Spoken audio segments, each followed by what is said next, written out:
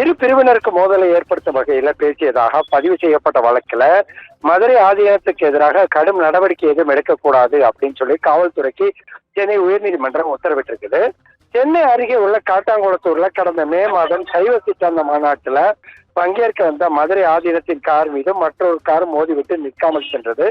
இது குறித்து பேசிய ஆதீனம் என்ன சொன்னாருன்னா, தன்னை கொலை செய்ய சதி நடந்துள்ளதாக சர்ச்சைக்குரிய வகையில பேசியிருந்தாரு.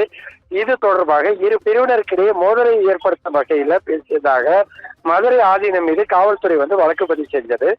இந்த வழக்கு ரத்து செய்ய கோரி மதுரை ஆதீனம் தரப்புல சென்னை உயர்நீதிமன்றத்தில் வழக்கான தாக்கல் செய்யப்பட்டிருந்தது. இந்த வழக்கு நீதிபதி சதீஷ்குமார் முன் விசாரணைக்கு வந்தது.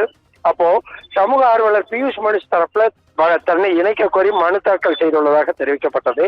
இந்த கோரிக்கையை ஏற்க மறுத்த நீதிபதி சமூக சேவைகளை நீதிமன்றத்தில் வெளியில் வைத்துக் கொள்ளும்படி அதை தெரிவித்ததோடு இல்லாம ஆதீனத்தின் மனுவுக்கு பதிலளிக்க காவல்துறைக்கு செப்டம்பர் 15 வரை அவகாசம் வழங்கிய நீதிபதி அதுவரை ஆதீனத்துக்கு எதிராக எந்தவித கடும் நடவடிக்கைகளையும் எடுக்கக்கூடாது அப்படின்னு சொல்லி தற்போது உத்தரவிட்டிருக்கிறாருங்க.